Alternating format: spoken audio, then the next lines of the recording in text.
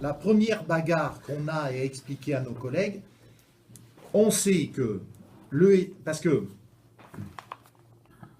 l'AEPS, nos amis de l'AEPS ont senti que c'était totalement merdique. Le président de l'AEPS vient de signer notre pétition, d'accord, et ils sont en train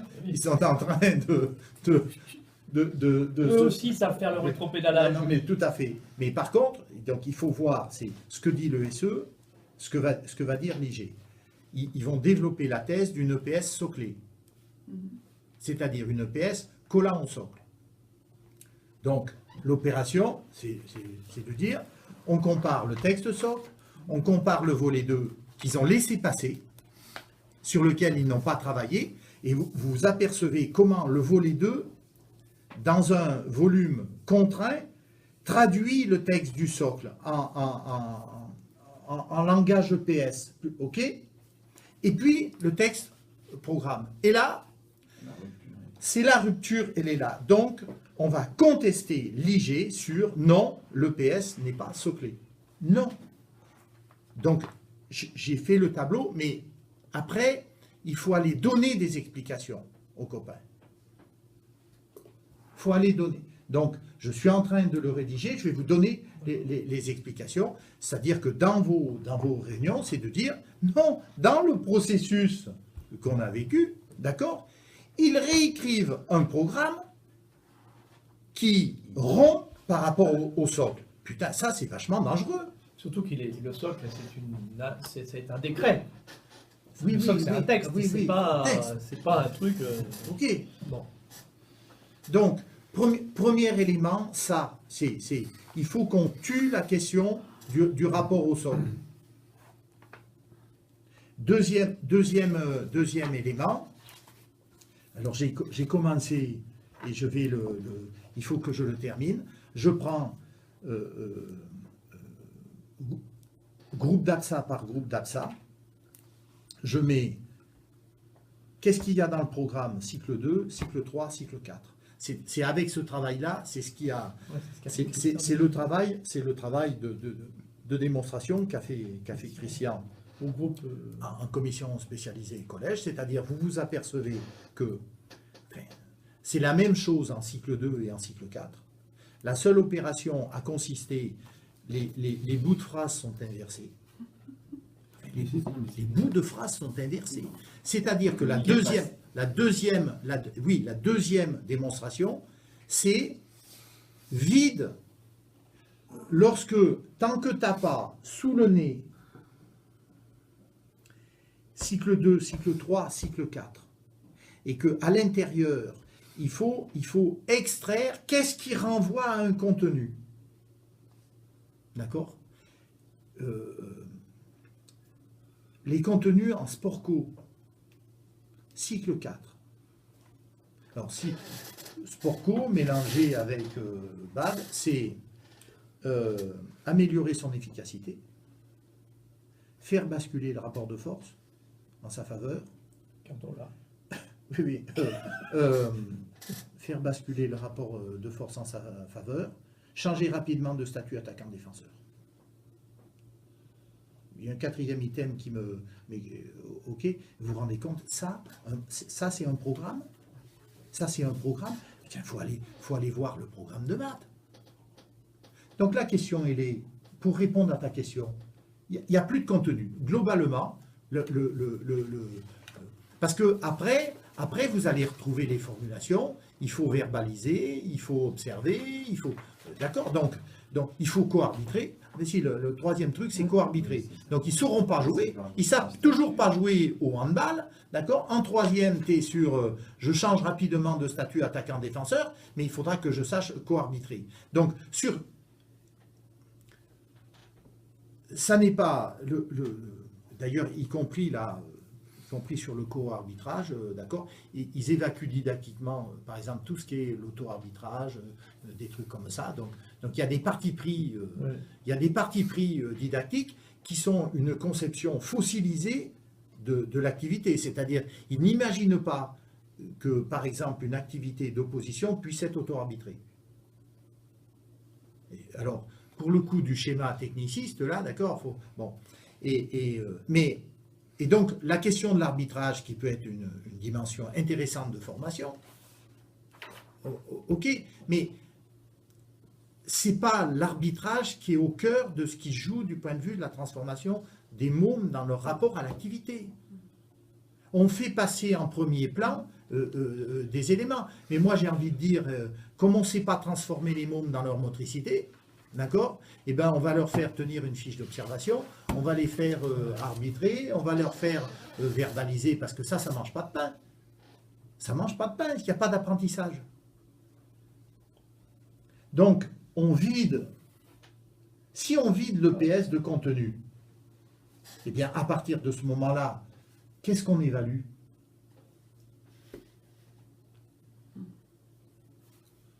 Tu n'as plus rien à évaluer. Sur la base des programmes actuels, tu n'as plus rien à évaluer au DNB. C'est tellement insipide.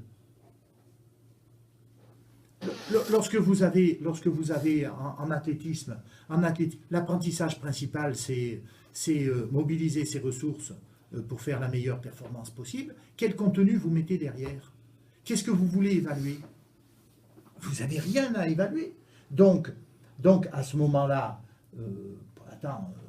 on ne va pas s'amuser à revendiquer une épreuve spécifique d'éducation physique et sportive.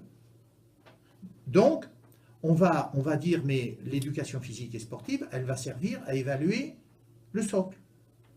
Donc, on retrouve le projet de DNEB, et puis même, on pourrait imaginer que, comme il y a un EPI à évaluer en fin de troisième, eh bien, l'EPS, elle pourrait trouver ici ou là une place via l'évaluation obligatoire de l'EPI, mais qui est un oral, qui n'est pas une épreuve, c'est un oral.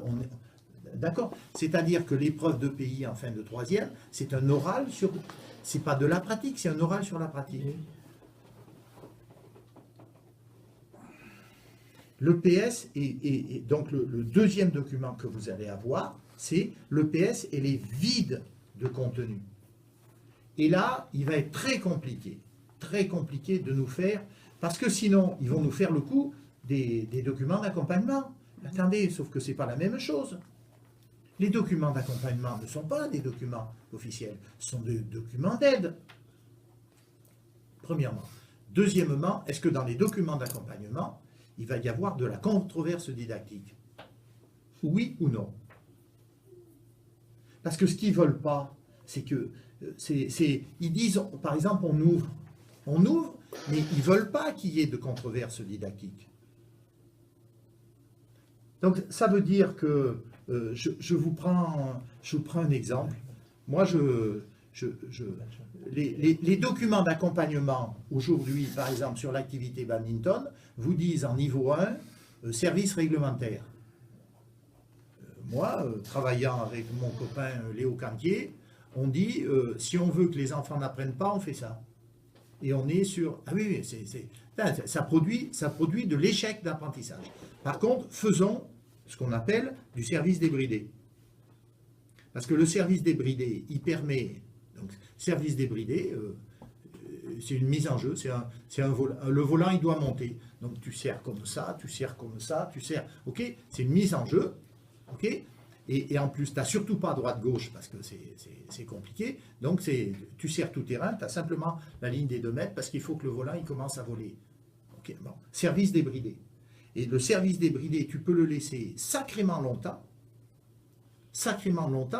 parce que, d'abord, il permet aux élèves qui ont dû...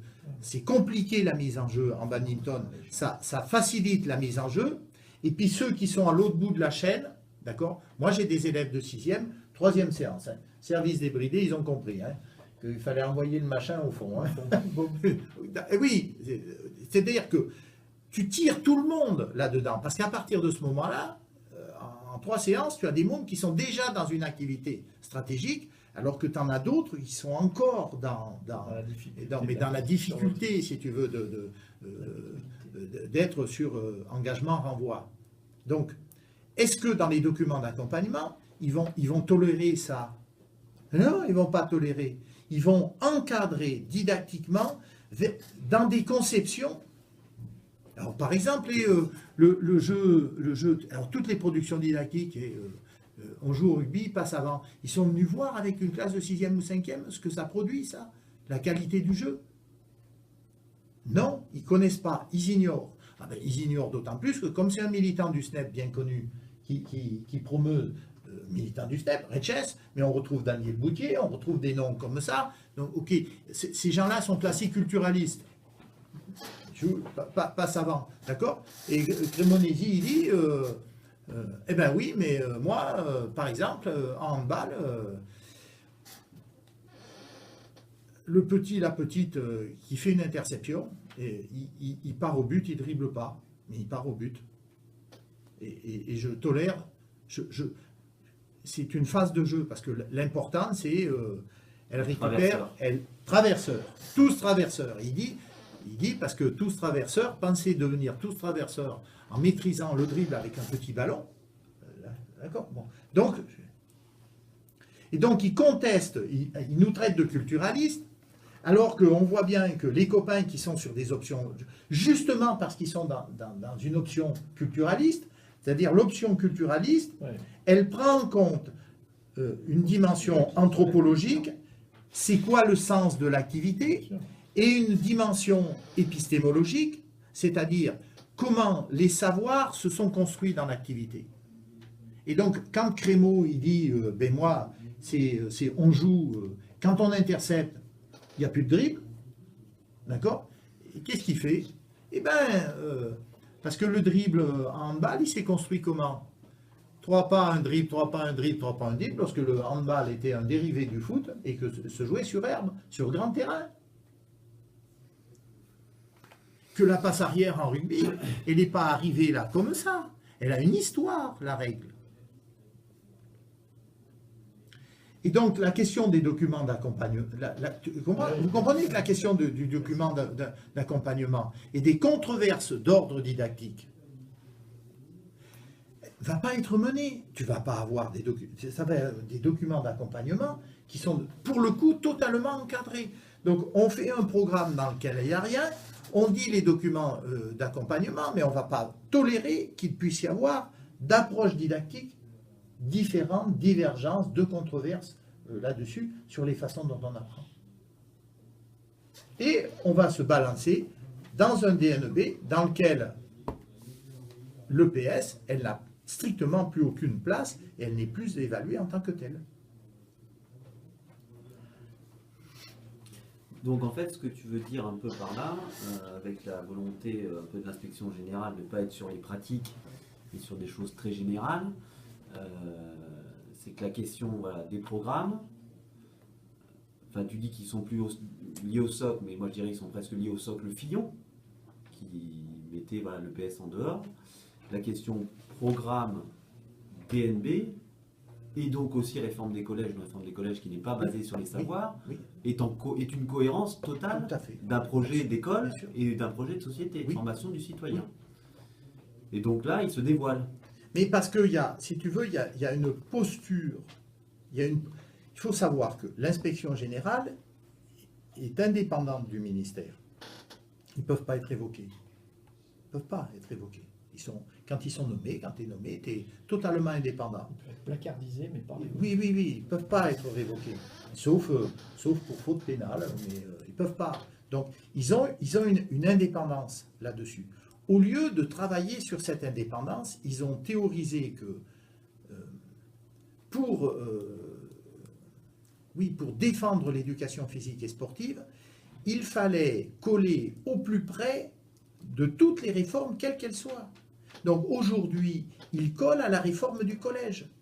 Ils collent par anticipation, parce que via la DGESCO, ils ont des éléments, et donc ils ont réécrit mais enfin, c'est ce que Christian a montré. Il y a 6 pages sur l'éducation physique.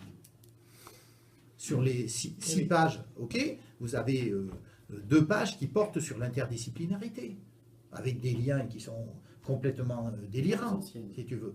Donc, ils considèrent que la place de mais vous avez des inspecteurs généraux qui le disent très clairement. La voie royale pour l'éducation physique et sportive aujourd'hui, c'est l'interdisciplinarité. c'est-à-dire c'est les EPI. C'est une discipline de pays. Donc l'important, c'est pas l'important corps, santé, bien-être et machin. L'important, c'est pas que tu apprennes des mômes à rentrer dans l'effort et à en mesurer les effets, c'est de pouvoir dire des choses sur l'effort. Donc EPI. Et plus EPS. EPI et plus EPS. Parce que il est considéré qu'à l'intérieur de l'école, c'est pas une tâche noble, ça là, de leur apprendre à jouer, de leur apprendre à courir, c'est-à-dire que ce qu'on a appelé le droit à la performance sportive scolaire, d'accord, ce droit-là, non.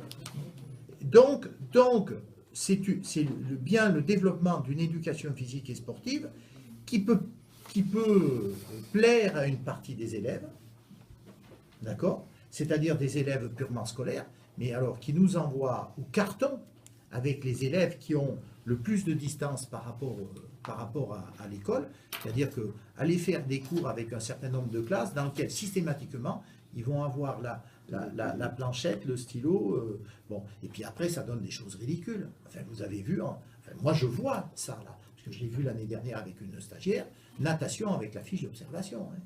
C'est, hop. Alors, si je sais plonger, je plonge. Moi, je travaille dans une piscine de 50 mètres.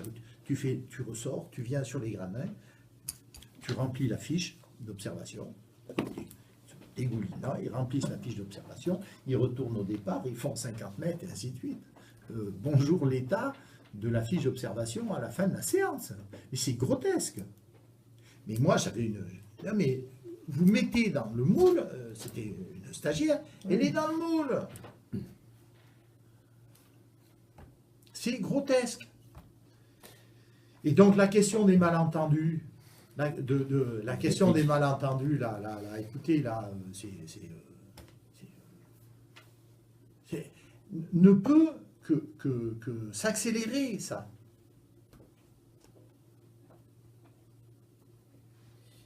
Le SNEP n'a jamais dit, enfin, sur la question